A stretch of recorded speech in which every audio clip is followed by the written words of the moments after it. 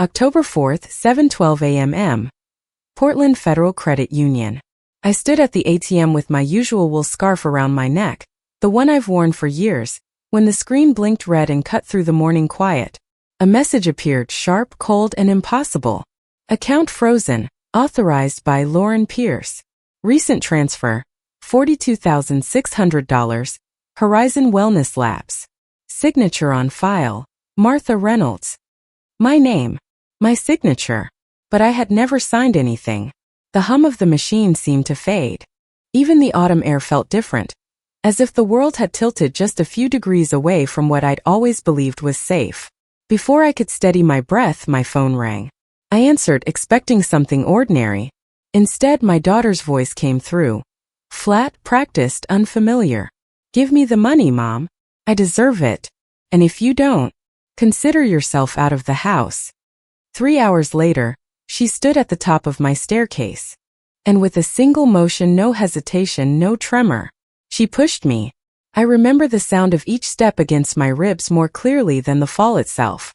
In the ER, with the forged document trembling in my hand and pain blooming across my side, one question pulsed through me like a heartbeat. How could they do this to me? How could my own daughter do this? Speech balloon. If you've ever felt the sting of betrayal from the people you trusted most, you're not alone. My story is painful, but it ends with me taking my life back. My name is Martha Reynolds, and I am 69 years old. Even now, when I close my eyes, I can still hear the soft hum of the old refrigerator in the school nurse's office where I spent nearly 4 decades of my life. I was the woman who kept extra mittens in the bottom drawer, who taped scraped knees and whispered reassurance when a child felt the world closing in on them. I never imagined those small acts of care would become the backbone of my identity. When my husband died unexpectedly, Lauren was only 13. I remember the weight of her head on my shoulder at the funeral, the way she tried to be brave for me. I told myself that if I could make her feel safe, she would grow into someone gentle, someone steady. So I worked longer hours, saved every spare dollar, and built a life around giving her every advantage I never had. I paid for her law school. She hated when I said that out loud, insisting, "Mom, it doesn't matter who paid, it matters who earned it." But I knew the truth. She wouldn't have stood a chance without the years I spent packing lunches at dawn and grading medical forms at night. Still, I took her words as pride, not warning. After her divorce, she came back home with boxes of clothes and a bitterness she carried like perfume. I cleared out the guest room, washed the sheets, and told her she could stay as long as she needed. When her second business venture crumbled under overdue invoices, I used part of my retirement savings to help her stabilize. She cried into her hands when I offered the check and whispered, "Mom, I couldn't do anything without you." In those moments, I believe she meant it lovingly. Now looking back, I see how those words landed differently each time she spoke them. They were not gratitude, they were rehearsal. They were the scaffolding of dependence she built around both of us, one that only supported her weight, never mine. I never imagined she would grow into someone who saw my stability as her entitlement, my kindness as her leverage.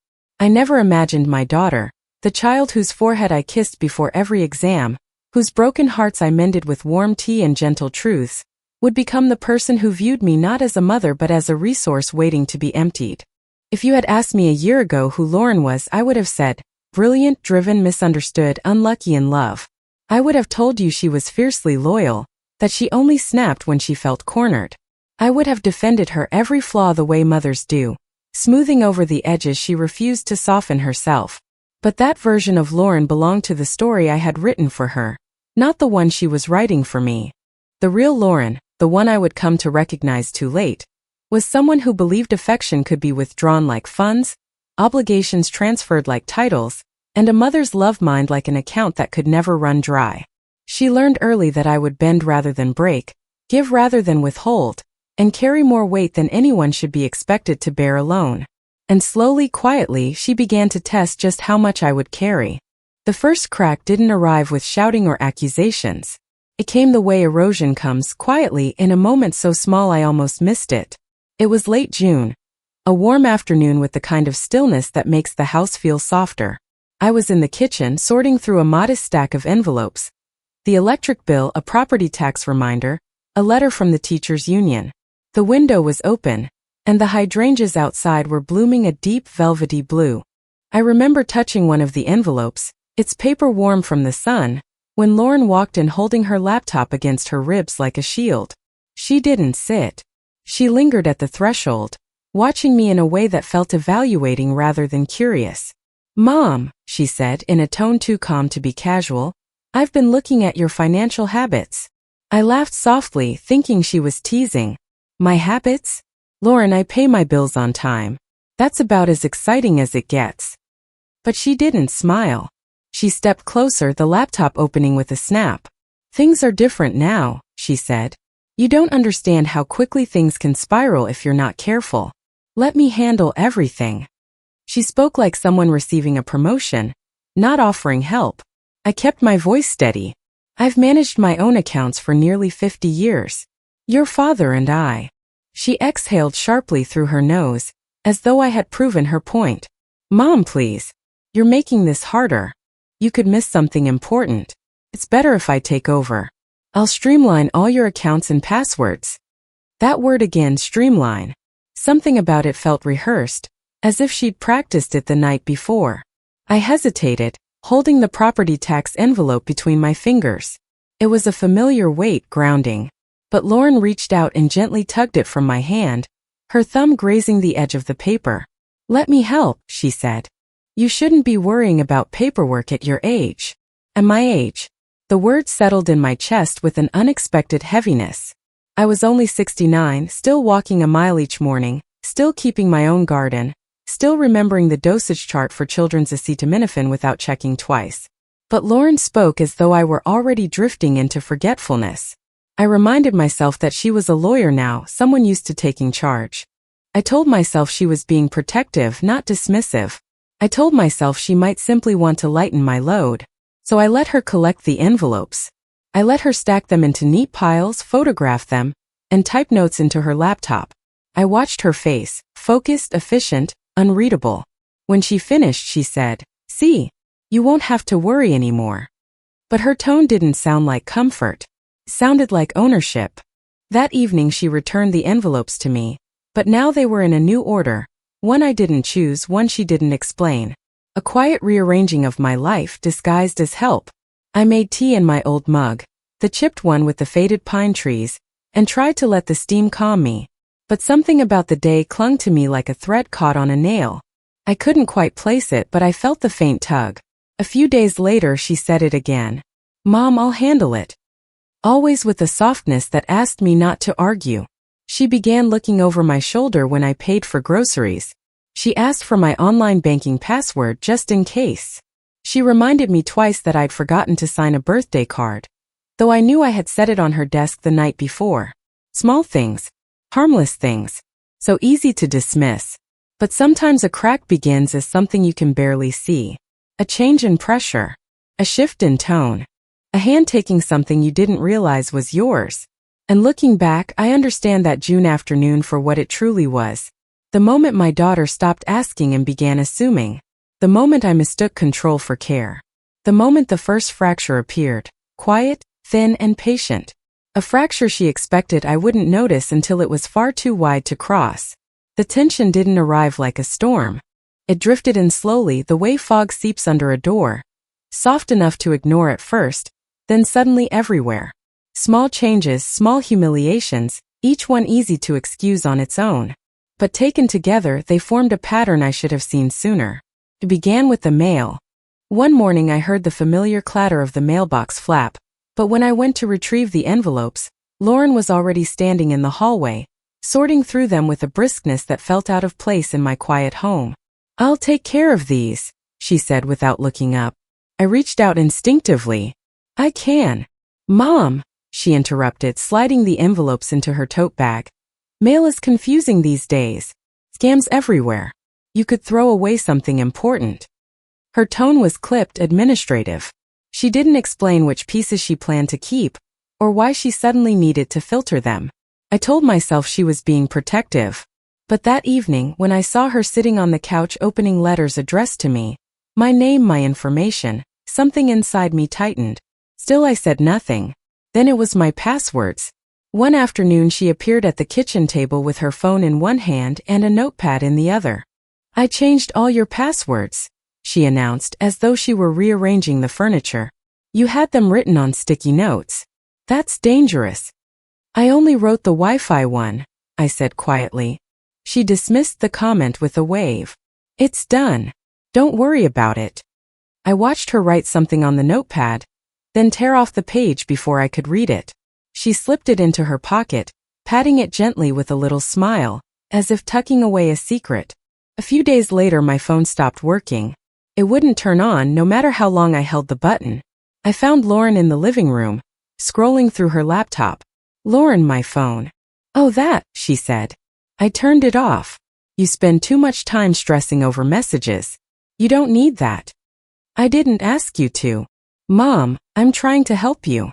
Her voice sharpened just enough to silence me. "You get overwhelmed. I'm protecting your peace." But it didn't feel like protection. It felt like erasure.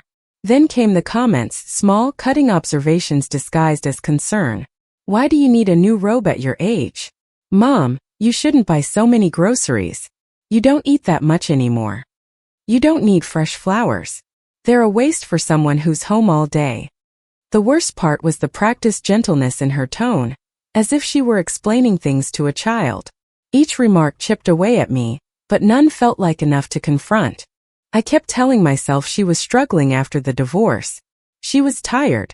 She was insecure. I found reasons for her behavior the way a mother always tries to soften what hurts. But the boundaries kept shifting. She started reorganizing my kitchen cabinets without asking. She questioned every purchase I made. She insisted on driving me everywhere, even when I said I preferred walking. One evening I stood at the sink rinsing dishes when she stepped behind me so quietly I startled. She laughed, but there was no warmth in it. "You really are jumpy lately," she said. "This is why I need to keep an eye on you." "Keep an eye on me." The phrase lingered long after she left the room. She had begun reading my calendar, correcting the way I folded laundry, reminding me of tasks I hadn't forgotten. She started telling friends who called that I was resting or confused, even when I was neither. Once she canceled a dentist appointment I had been planning for weeks. When I asked why, she shrugged. "You mix up dates. I'm saving you from embarrassment." Something in her voice told me she believed her own script. But the moment that stayed with me was quiet, barely noticeable. One night, after she'd gone to bed, I went to the kitchen for water. In the dim light I saw my purse sitting on the counter, slightly open. I never leave it like that. I moved closer and saw my checkbook peeking from inside, shifted from where I kept it. The pen I always clipped to the pocket was missing. I stood there for a long time, my hand resting lightly on the worn leather strap, feeling the faint draft from the refrigerator door. A small disturbance, nothing more. But my intuition, steady, subtle, whispered that something was wrong. Still, I convinced myself not to make assumptions. She was my daughter. Surely she wouldn't cross that line. But control doesn't announce itself. It creeps in through everyday kindnesses and stays through your silence. And without realizing it, I had begun to shrink inside my own home. The morning of the fall began like any other, which is perhaps the cruelest part. The kettle whistled, the refrigerator hummed its low steady note, and the first gray light of October slid across the kitchen tiles. I stood at the counter in my faded robe, the one with the loose belt, stirring honey into my tea and thinking about nothing more dramatic than whether I needed to buy more oatmeal. Lauren came downstairs already dressed, makeup precise, hair pinned back so sharply it changed the lines of her face. She did not say good morning. Instead, she glanced at the clock and then at me, as if I were late for a meeting I had never agreed to attend. "Come upstairs when you're done," she said. "We need to talk about the money." The money. No pretense, no softening. Just that single word dropped like a stone into the quiet. I felt a small flutter in my chest. "What money exactly?" I asked, though I already knew which savings she meant. My husband's life insurance. The careful nest egg I had protected for years. She gave a short laugh without humor. "Don't do that, Mom. I know about your savings. Dad left it for both of us. You've been sitting on it while I'm struggling." I set my spoon down carefully, aligning it with the edge of the mug. "Your father left it for my retirement," I said. so I wouldn't be a burden to you later. I need that money for my old age." She tilted her head, studying me the way she might study an opponent. "Don't be ridiculous. You won't live long enough to spend it. I'm the one building something. I deserve it more than you do." The words did not come out as a plea or a request. They came out as a verdict. I carried my tea upstairs, each step deliberate, the wood cool under my bare feet. In the hallway, family pictures lined the wall. Lauren at 6 with missing front teeth. Lauren at 16 in her prom dress. Lauren at 24 in her graduation cap while I stood beside her, pride bright on my face. The frames watched as I walked past, silent witnesses. In my bedroom, she was already waiting, standing near my dresser with a folder in her hand. Papers jutted out at odd angles, as if they had been assembled in haste. "Sign the transfer," she said. "We'll move the funds today. Horizon Wellness Labs is ready." Nate drew up everything. "Horizon?" I repeated. "What is that?" "Our company," she said. "My company. The one that's actually going to make use of this money." I set the tea on my nightstand, the saucer trembling slightly as it touched the wood. "I'm not investing my retirement in a business I know nothing about," I said. "No." The air in the room seemed to harden. Her eyes narrowed, losing the last trace of softness. "You don't get it. I already told people this was happening. I've carried you for years. Now it's your turn to carry me." "I have carried you," I replied quietly. "Many times.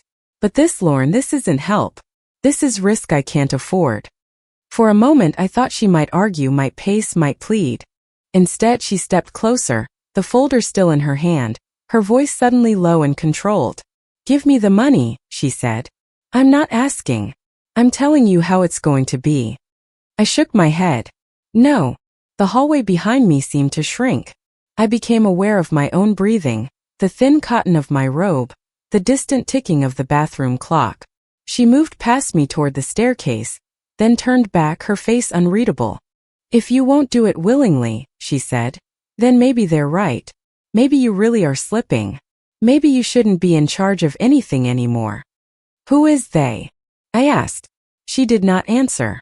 Instead, she stepped toward me, too close, her hand brushing my arm in a gesture that could have been guiding, could have been affectionate. For a heartbeat, I believed she was simply going to walk past me down the stairs. Then there was a sudden, decisive pressure against my shoulder.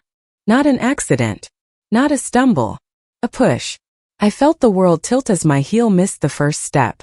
My teacup slipped from my hand, shattering somewhere behind me as my body met the unforgiving edge of wood. Again and again. Ribs, hip, shoulder. A bright flower of pain bloomed in my side, then multiplied. The staircase was only 12 steps, but it felt like the measure of our entire history together.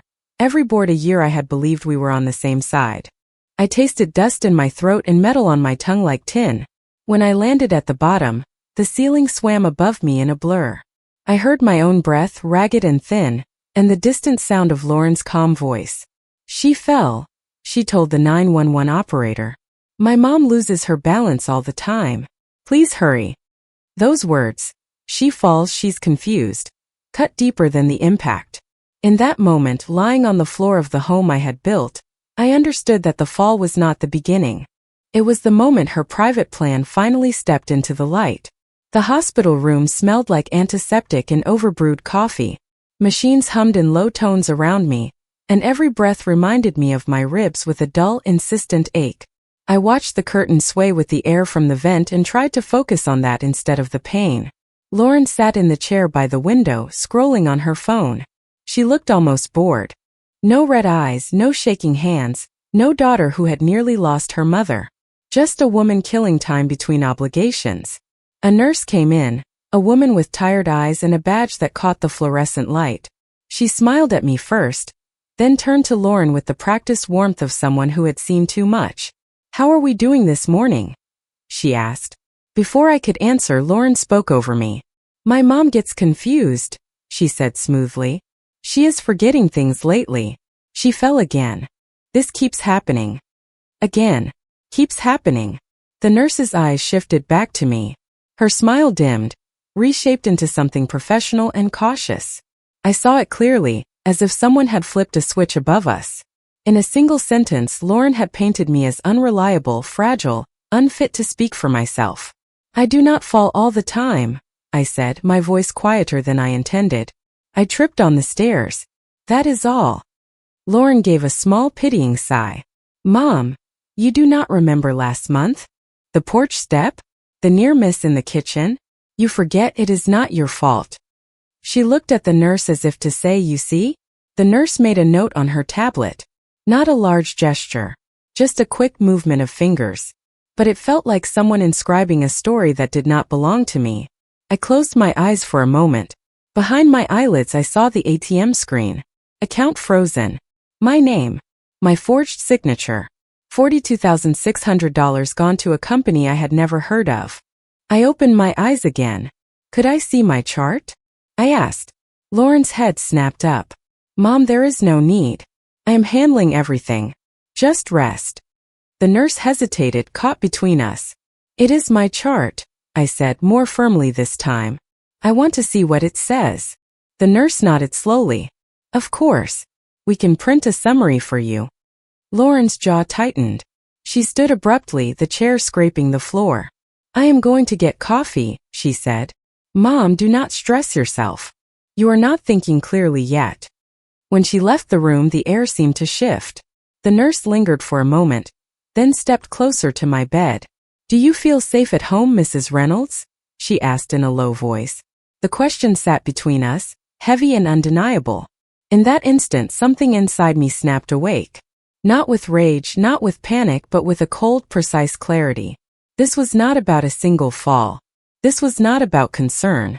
This was a pattern. A file being built. A story being told about me without me.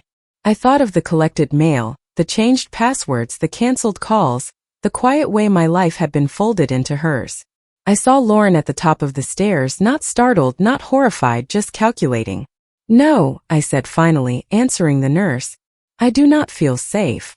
The words tasted strange, like admitting a secret I had been keeping from myself. "Thank you for telling me that," she replied gently. "We can document your concerns. We can also connect you with social work and patient advocacy if you would like." I nodded.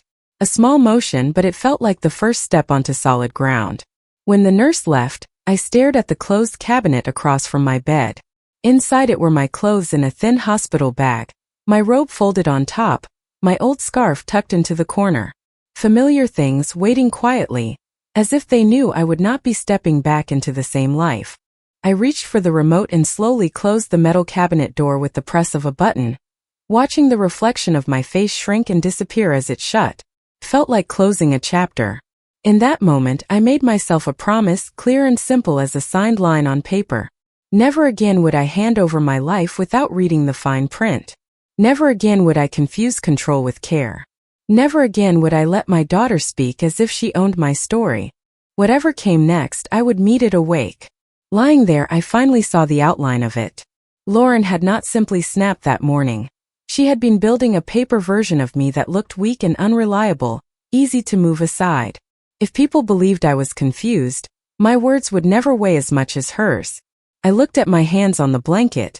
They trembled, not from age but from understanding. If I went home and changed nothing, I would watch my life shrink, form by form, password, signature at a time. So in that narrow bed, with the cabinet door shut and the machines humming, I made a decision. I would do what I had done for others in crisis: document, verify, protect. Now the patient I meant to save was myself. After the nurse left, I lay there listening to the rhythm of the machines and my own pulse, matching them like two ticking clocks. Pain sharpened each breath, but beneath it something steadier had awakened. A quiet, stubborn resolve I recognized from nights long ago when Lauren had fevers and I sat awake until dawn, watching, taking notes, ready to act. Back then, I had been the one in charge. Somewhere along the way, I had allowed that role to be rewritten. The first name that came to mind was Rachel. Rachel and I had worked together at the school for 20 years. She had seen me through my husband's death, my knee surgery, the day Lauren left for college in a whirlwind of boxes and ambition. Lauren always said Rachel was too intense, too opinionated, too busy to really be a friend. Over time, I had let those comments create distance. Now, in that narrow bed, I realized something. Lauren had never liked anyone who reminded me I had options. I reached for the bedside phone with a careful hand. My fingers felt clumsy against the plastic buttons, but the number came back to me on the first try. Muscle memory, built from years of borrowing her Tupperware and calling to say, "I've made too much soup. Come help me fix that." She answered on the second ring. "Martha." Her voice was alert. "Are you all right?" "No," I said, because I had promised myself not to soften this. "I am in the hospital. I fell down the stairs, and I do not think it was an accident." There was a brief silence. "Tell me where you are," she said. "I'm coming." Lauren reappeared 40 minutes later with a paper cup of coffee and a practiced expression of concern. What she didn't expect was to find Rachel standing at the foot of my bed, arms crossed, glasses low on her nose as she studied the monitor readouts like misbehaving students. "Lauren," Rachel said, her tone neutral. "Good to see you." Lauren's smile was tight. "Oh, hi Rachel. I didn't know you were." "I invited her," I said. Those 3 words changed the air in the room. For the first time in a long while, I watched Lauren react to something she had not orchestrated. "I don't think it's helpful to overwhelm Mom with visitors," Lauren said smoothly. "She gets tired easily." Rachel didn't look at her. She kept her eyes on me. "Do you feel overwhelmed, Martha?" "No," I answered. "I feel supported." Behind Rachel stood a man in a charcoal suit, holding a slim leather folder. He had kind eyes and a patient posture. "This is Daniel," Rachel said. "He's an attorney. We've worked with him on union matters. I thought you might want to talk to someone who knows the system." Lauren's head snapped toward her. "An attorney? That's unnecessary. Mom is confused. She doesn't need legal conversations right now. I'm already handling her affairs."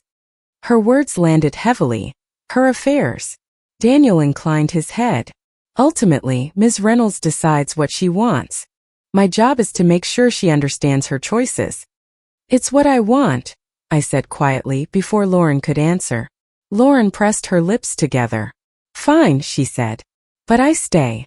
She'll get mixed up if I'm not here to clarify." Daniel turned to me. "Mrs. Reynolds, would you prefer to speak privately?" I thought of locked mail, vanished passwords, the way my words had been translated into confusion before they reached other ears. Privacy was not a luxury. It was a boundary. "Yes," I said. "Privately." Lauren laughed, a short, brittle sound. "Mom, you don't have to do this. You're making a big deal out of nothing. You fell. That's all." "I did fall," I replied. "But this is not nothing." Rachel stepped closer to the bed. "Come on, Lauren," she said. "Let your mother talk. You can get another coffee." For a second, I saw calculation flicker across Lauren's face. She weighed how far she could push without seeming unreasonable. At last, she sighed and left the room, the door closing with a soft click. The silence that followed felt like the first deep breath after being underwater. Daniel pulled up the chair and opened his folder. Inside were clean sheets of paper, a pen, and a small legal pad.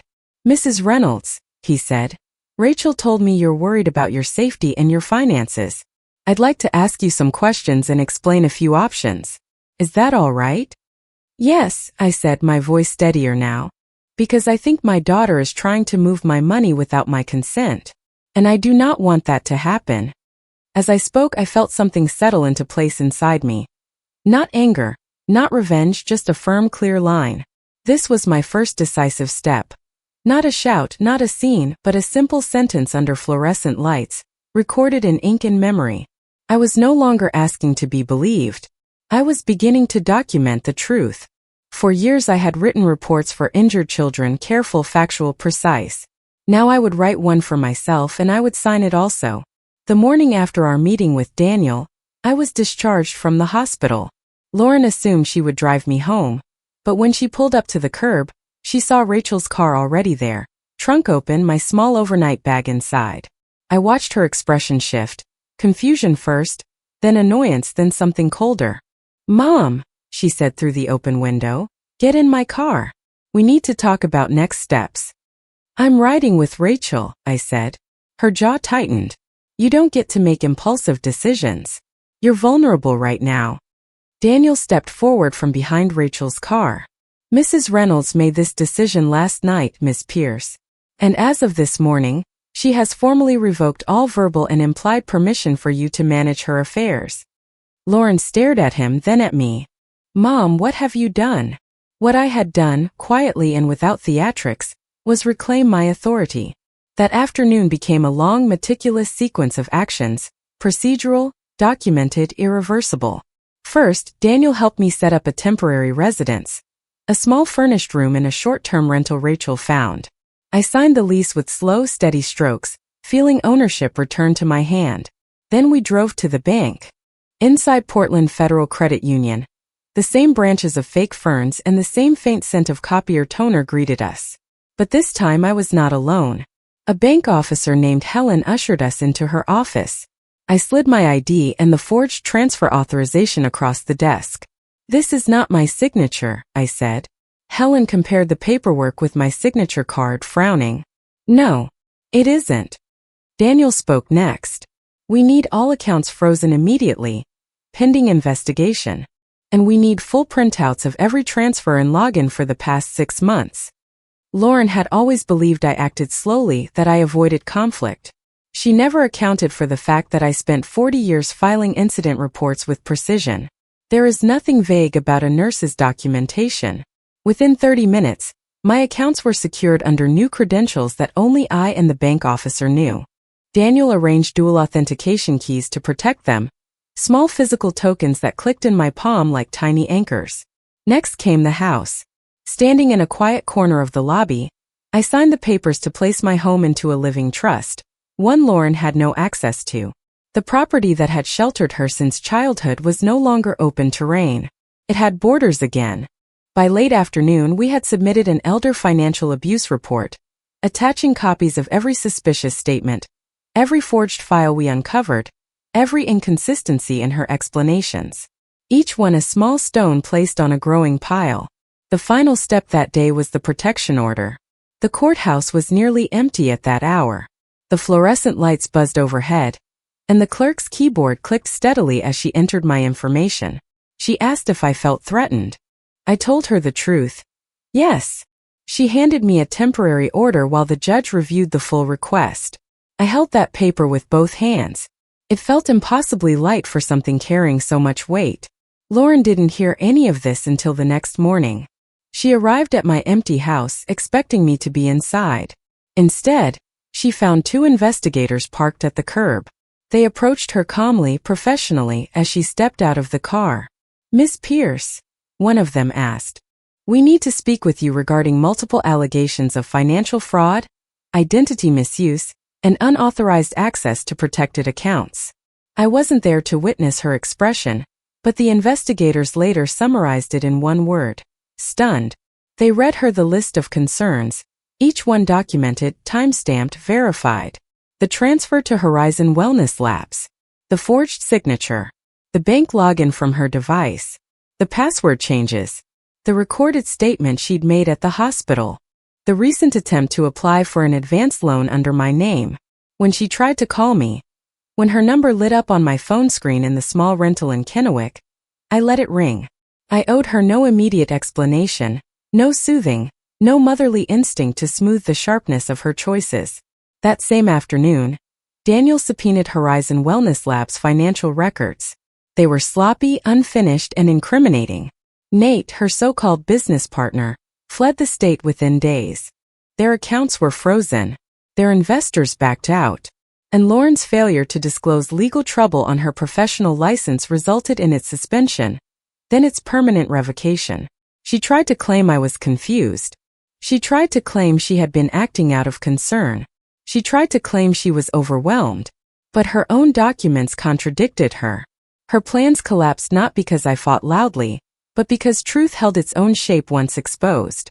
Lauren had expected me to be passive, pliant, predictable. Instead, she met a woman she had forgotten I was. Someone who still knew how to stand in her own authority. Someone who understood procedures better than manipulation. Someone who no longer accepted mistreatment disguised as care. The consequences were hers, not mine. And they were the direct, quiet result of her own choices. The first morning in my new place felt strangely quiet, as if the walls were holding their breath with me. The rental was small, just 2 rooms and a narrow porch, but the silence inside it belonged entirely to me. No footsteps overhead. No doors closing unexpectedly. No one sorting my mail in the next room. For the first time in years, I woke without bracing myself. I sat on the small porch with a mug of tea warming my hands. The steam rose in soft curls, catching the early light. Across the street, a park stretched open and green, dotted with benches and a single path looping through the trees. A man walked his dog. A woman jogged slowly, her ponytail bouncing. Everyday life, steady and unremarkable, unfolded without me having to explain myself or look over my shoulder. The absence of fear was startling. At home, my old home, I had learned to pause before walking downstairs, listening for Lauren's mood. I had learned to measure her silence, to read her sighs, to anticipate her disapproval before I even acted. Living that way had been like holding my breath without realizing it. Here, in this little house in Kennewick, I exhaled. Rachel visited on my second day. She brought groceries, tea, oatmeal, fresh apples, a loaf of bread that smelled faintly of rosemary. She arranged them neatly on my counter while I stood nearby, still moving slowly from the bruises. "You don't have to stock my kitchen like I'm a guest," I said gently. She shook her head. "You've taken care of everyone else for 40 years. Let someone take care of you for one afternoon." The simple kindness nearly undid me. Not because it was grand, but because it had no strings attached. No hidden expectations. No implication that I owed her something for accepting help. When she left, she pressed a note into my hand with her number and 2 others, neighbors she trusted in case I needed anything urgently. "You're not alone," she said, even if it felt that way for a long time. Her words settled deep in my chest. Over the next weeks, small routines took shape. I walked to the park each morning, letting my steps match the slow rhythm of my breathing. I watched children on the swings, their laughter rising in bright bursts. I learned the names of the elderly couple who fed pigeons on the bench at noon, Henry and Elise. I bought lavender for the windowsill because the scent reminded me of a calmer version of myself. I slept better too. Sleep came quietly, without the old habit of listening for footsteps or waiting for a door to open. Without worrying what accusation or criticism might greet me in the morning. The peace was so simple, so unremarkable that it felt like a luxury. But healing does not arrive all at once. Comes in moments. Like the afternoon I opened my bank app and saw the accounts finally stable, untouched, protected. Or the day the protection order became permanent. Or the moment the investigator emailed to say Lauren's case had moved to the next phase, which meant I would not have to face her unprepared. Each update solidified a truth I had struggled to accept. I was safe now, not because danger no longer existed, but because I had stepped out of its reach. One rainy morning I found myself cleaning the tiny kitchen, humming softly to myself. It struck me then that the last time I had hummed, truly hummed, was years ago. Before the tension, before the small humiliations, before the house felt like a shadow I lived inside rather than a home. I paused, a dish towel in hand, surprised at the sound of my own voice. Grief and relief often come as twins, I realized. I grieved the daughter I thought I had, her kindness, her potential, her warmth from childhood memories, but I also felt relief that the illusion had finally dissolved. I could now separate love from denial. I could love her as my child of long ago, without allowing the adult she had become to control or diminish me. The distinction mattered. There were still difficult moments. Nights when I lay awake, wondering where I had gone wrong, or whether things could have been different. Times when I wanted to call her, not to reconcile but to understand. But each time I reminded myself, understanding is not worth reopening wounds. I had chosen safety. I had chosen clarity. I had chosen myself. And out of those choices a new life began forming, not grand or dramatic but gentle and steady. A life defined by my own decisions, my own pace, my own quiet joys. As I sat on the porch one late afternoon, wrapped in my old scarf, watching the sun turn the tops of the trees gold, I felt something I had not felt in years. I felt at home. Not in a house, not in a city, but in myself. This peace was not given to me. I built it step by steady step after walking through fear and betrayal. And now it was mine. Earned. Quiet. Real. Weeks after the dust settled, a thin white envelope appeared in my new mailbox. My name was written in Lauren's familiar handwriting, the loops careful, almost timid. I carried it inside and set it on the table beside my mug, letting the paper rest in the quiet before I opened it. Her message was brief. Mom, please forgive me. I lost everything. Call me. I promise I'll change. I read it twice slowly, tracing each word with my eyes the way I used to read her school reports. But nothing inside me moved the way she hoped. There was no rush of motherly instinct, no softening, no impulse to repair what she had torn. Forgiveness is optional. Healing is not. I folded the letter carefully, slid it back into the envelope and tucked it into the drawer, not to save it but to put it away. Out of sight. Out of the emotional space where it once held power over me. The truth I finally learned was simple. Not everyone who shares your blood shares your heart. And not everyone who calls you family behaves like family. What matters now is the life I am building. Quiet, steady, honest. A life where the air is calm, where the phone doesn't ring with demands, where no one moves my belongings or rewrites my story. A life where my heart is finally safe. Some evenings I sit on my small porch, watching the sky soften into lavender dusk. I wrap my old scarf around my shoulders and feel the weight of my own choices. Firm, necessary, mine. If you've lived through betrayal, if someone you love treated your trust like something to spend, please hear me. Your new life begins the moment you finally say enough. If this touched a nerve, you belong here. Subscribe to hear more truths, where silence becomes strength.